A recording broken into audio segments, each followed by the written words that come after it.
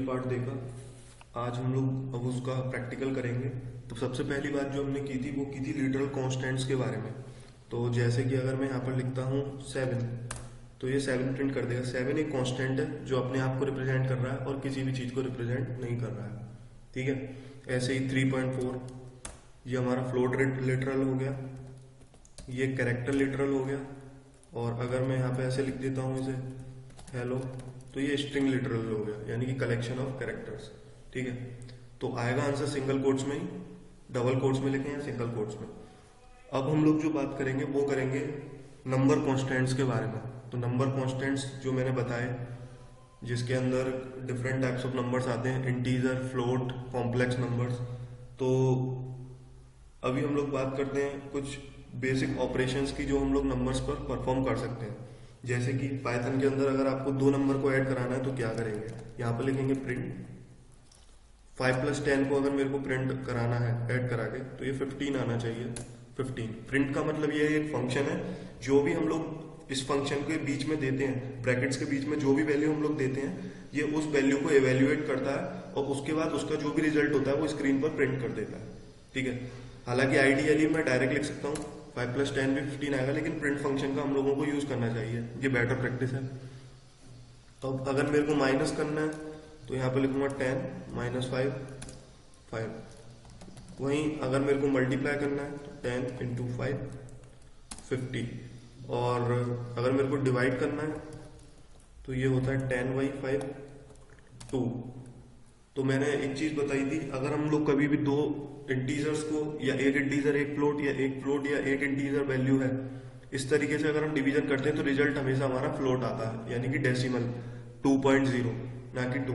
लेकिन अगर मैं चाहता हूं कि यही, जैसे कि अगर मैं यहां पर लिखता हूं प्रिंट 10.0/5, तो इसका आंसर भी 2.0 ही आएगा, क्योंकि न्यूमरेटर में फ्लोट है और डिनोमिनेटर में इंट है।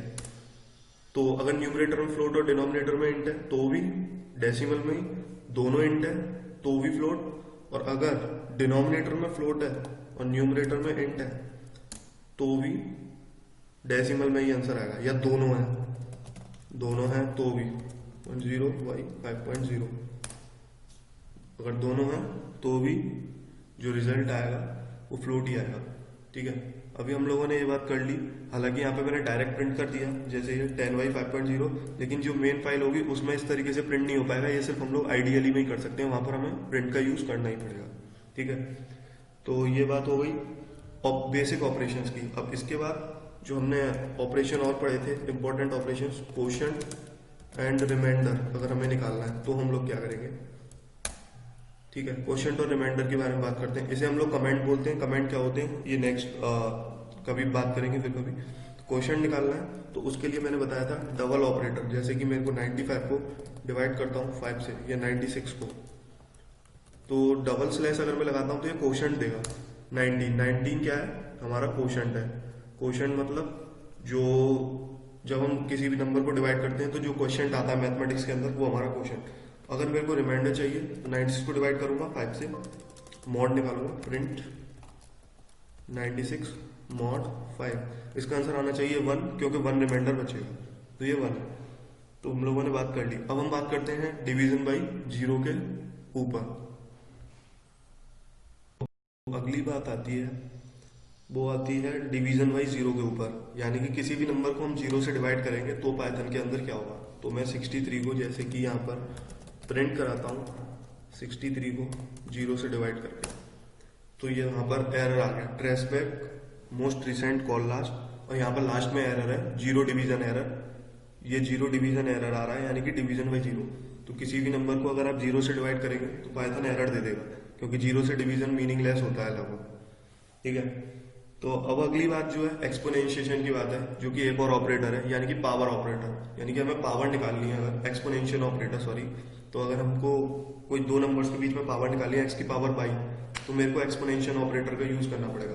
एक्सपोनेंशियल ऑपरेटर को हम लोग 2 स्टार से डिनोट करते हैं। जैसे कि अगर मैं चाहता हूँ 10 की पावर 2 निकालना, तो 2 स्टार, और उसके बाद जो भी हमें पावर निकालनी है वो आगे लिखेंगे 2 स्टार के बाद, और 2 स्टार से पहले वो वैल्यू लिखेंगे जिसकी पावर निकालनी है।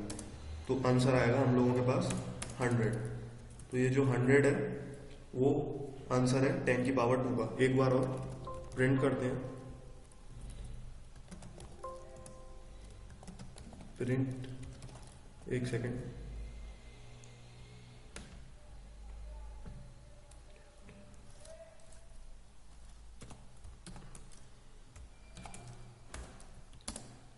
तो यहाँ पर मैंने 5 की पावर 3 को प्रिंट किया तो 125 आंसर आ रहा है।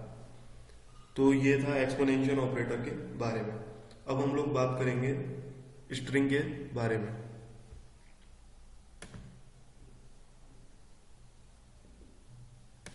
तो स्ट्रिंग के बारे में बात करने के लिए अब हम लोग बात करेंगे स्ट्रिंग के बारे में।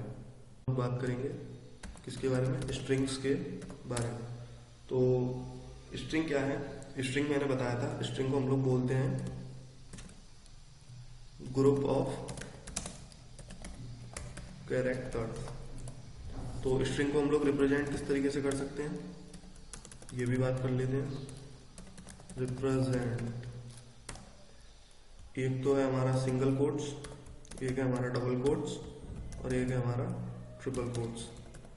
ठीक है, तो अब मैं स्ट्रिंग का रिप्रेजेंटेशन बताता हूँ। अगर मैं सिंगल कोट्स में स्ट्रिंग को प्रिंट कराऊंगा तो वो किस तरीके से होगी, हेलो। वहीं अगर मैं इसे डबल कोट्स के अंदर लिख देता हूँ तो भी ये सेम तरीके से ही प्रिंट होगी, यानी सिंगल और डबल कोट्स में कोई डिफरेंस नहीं है।